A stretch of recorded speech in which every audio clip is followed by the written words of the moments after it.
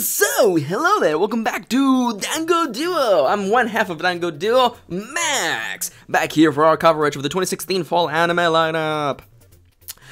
Today, I'm going to be doing my reaction to the second episode of Touken Ranbu Hanamaru. If you are at all new to the way that we do things, especially this particular reaction series, I would recommend for you to go check out the first episode. As for this particular second episode reaction, I'm going to tell you a really quick summary of what happened. No spoilers. I'm going to tell you what I enjoyed. I'm going to tell you what I didn't enjoy.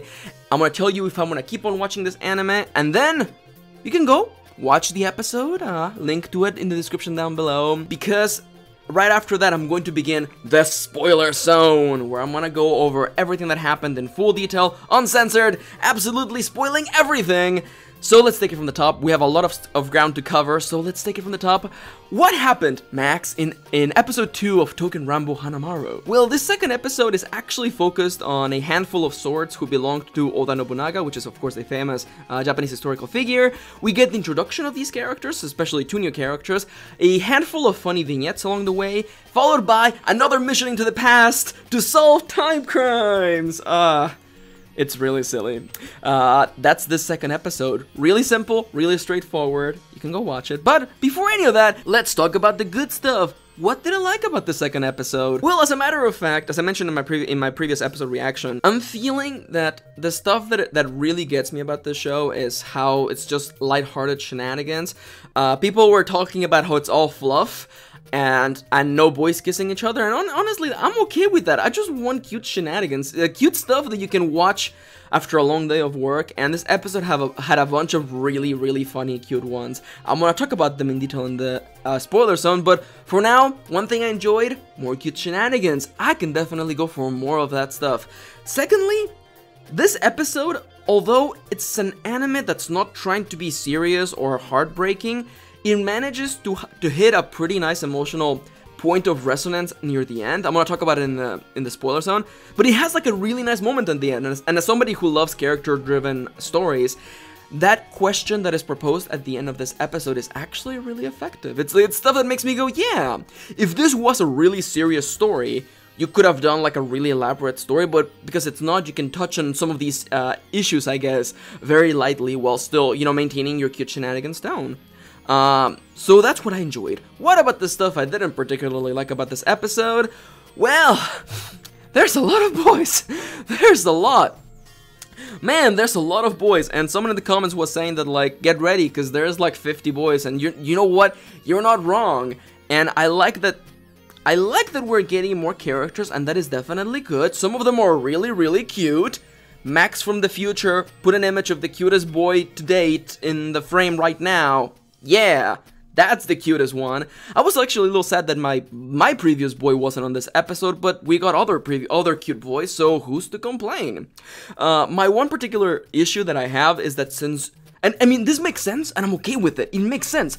The boys never call each other by their name, so I have difficulty being like, what the hell is the name of this boy again? I don't remember. I'm gonna have to look up the wiki, clearly, because otherwise I'm never gonna memorize their names.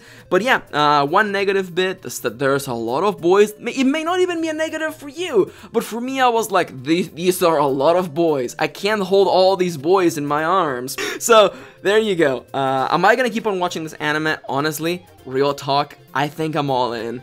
This anime is just cute. It's lighthearted shenanigans. I'm in, but I'm still a little.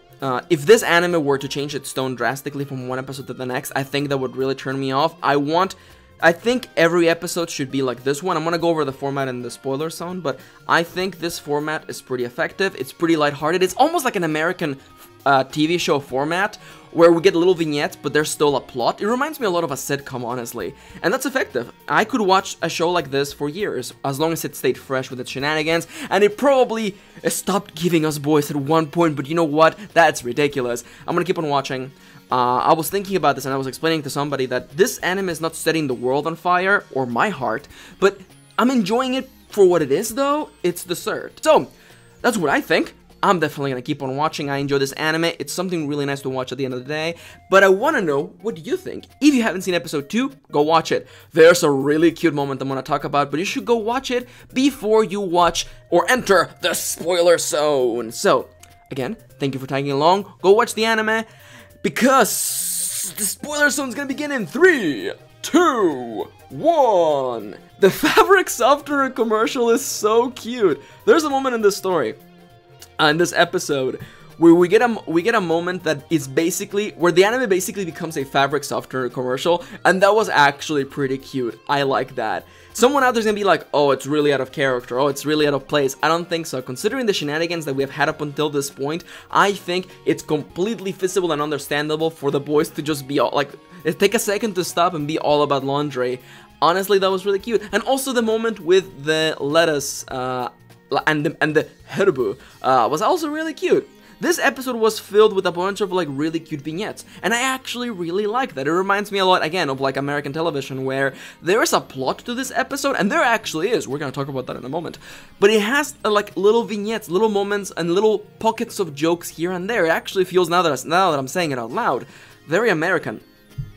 With that being said, the other thing that I really enjoyed and I really loved is that it's actually following the game, because the episode starts with the manager guy, whose name I forget. He's actually meaningful to this episode. He hands out the jobs to the rest of the swords. So it's like, you and you are on field duty. You and you're on sparring duty. You and you are on kitchen duty. And I'm pretty sure, because I looked up into the wiki, that that's actually an element from the game, the mobile game, or the web game that is Touken Ranbu Hanamaru, which I may try to see if I can play it, because I know someone, and thank you to the person who told me that like there's a way to do it. You have to like do like some trickery to trick the browser into like not telling the game that you are not in Japan. But you know, something to consider, something to keep in mind. I thought that was really clever though, to like, they keep working in the game into the show, and I actually kind of appreciate that. But that being said, the plot of this episode, Oda Nobunaga, the swords of Oda Nobunaga, I like the setup. I like that we first and foremost we're introduced to these new swords that also belong to Oda Nobunaga, and then we get to have the characters that we already knew, the manager guy, the pink hair sword, and the doctor, talk about their experiences with Oda Nobunaga. I thought that was actually really touching, because it shows that idea of like, there are swords, they are being used by people, and sometimes you're not being used in the best way. And that makes a lot of sense, especially like the pink hair, or I guess lavender haired sword. I don't remember their names. There's too many boys in this episode. Talking about like his particular experiences, and that was really cool. But I was wondering, like, where are you going with this? Oh, you're setting up the mission for today, because in this episode they have to go back in time to this particular historical moment where Oda Nobunaga was murdered, and they have to go there, and it's a really nice character moment, because two of our characters who are going in the mission didn't like Oda Nobunaga, didn't like him, didn't particularly enjoy the way they were held or wielded by him. So the idea of like, yeah, you have to go there and make sure he dies, because otherwise history will change, and it's our job again to stop time crimes. So I thought that was really effective. But what was even more effective was the nice moment at the end of their mission, and the following bit where they're just looking at the town on fire and just knowing that, yeah, Oda Nobunaga is dead, he has to be dead, and this was our mission. And kind of that emotional attachment to the person. It's kind of like running into somebody that you had feelings for, and being like, I don't have feelings, but I remember how things used to be, you know, stuff like that. And that's a little bit of my conjecture. But what the anime definitely does later on, like the following scene, is that I'm gonna say our protagonist from the previous episode turns to the people that we were hanging around this episode, the swords of Oda Nobunaga, and asks them, if you could talk with him again, what would you tell him? And both of our and the characters that we've been following, they kind of go silent, wondering, you know, and it's like, you know, why would I want to tell him anything? Or the other responses that you get, and those were actually pretty effective. I like that. I liked these kind of powerful character questions that we got here. It didn't feel as though like, okay, time to be like dark and brutal, time for the show to get deep, yo. No, it was just like, hey, considering what happened, here is the proposal, and then we learn why our protagonist asked that question, because he himself had feelings, or was thinking about their own particular owner, or the last person who wielded them, and that was actually kind of effective. I actually really like that. I didn't cry, and it's not like I'm gonna carry this moment for the rest of my life, but it was effective. And this kind of, I don't know, it makes me think about the nature of this anime against the other anime that I'm watching this season. And it's just kind of like complete opposites of taking yourself too seriously and then not taking yourself very seriously. And I'm wondering, maybe it's because I have less expectations of this show that it can surprise me when it actually like gets its shit together and tells us a very well structured episode. Because even though there's cute shenanigans here and there, and we're getting to see like cute lighthearted moments, there is still clearly a thread to this episode. We're introduced to the swords of Oda Nobunaga, they talk about their feelings, then they go on a mission where these feelings are tested, and then our protagonist literally asks them to talk about them. It's a very tight setup. That's why I know I keep saying this, it feels very American. This feels like a sitcom more than a regular episode of your slice of life anime. And I'm not saying one is better than the other. I love me my slice of life anime, trust me.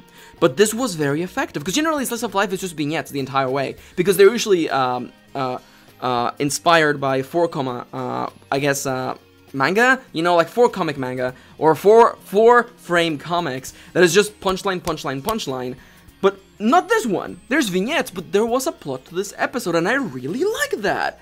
It felt very effective. And also, the coolest thing is that the closing of this episode changed to show us the swords that were tagging along for this adventure. That was really cool. I really liked that. So once again, Touken Ranbu Hanamaru not only being full of eye candy, but also being rather sweet about this eye candy. Very effective. It's making use of these characters. It appears to not only just be fluff. If I had to provide one particular piece of criticism, I think it would be that, like, the action scenes are all very short. They're nice, but they're all very short, and the characters are talking throughout them, and they don't feel organic.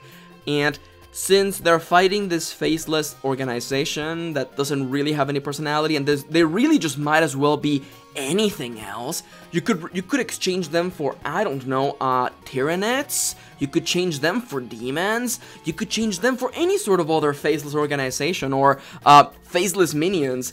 And it would still be the exact same story. I don't know. I feel like this is gonna be the one thing that I don't like about this anime, and I'm hoping, and the reason why I don't like it, to have these action sequences that feel as though they have to be there for action's sake. The reason why I am worried about them is because I'm worried that the anime is gonna become full-on baddie of the week, and I don't like that. And I have nothing against shonen stuff, but it's just not what I'm coming here for. This anime so far has proven to be about cute shenanigans, and we're learning about our characters little by little, and that's exciting. I want to know where it goes. As I mentioned, I'm pretty much locked in now.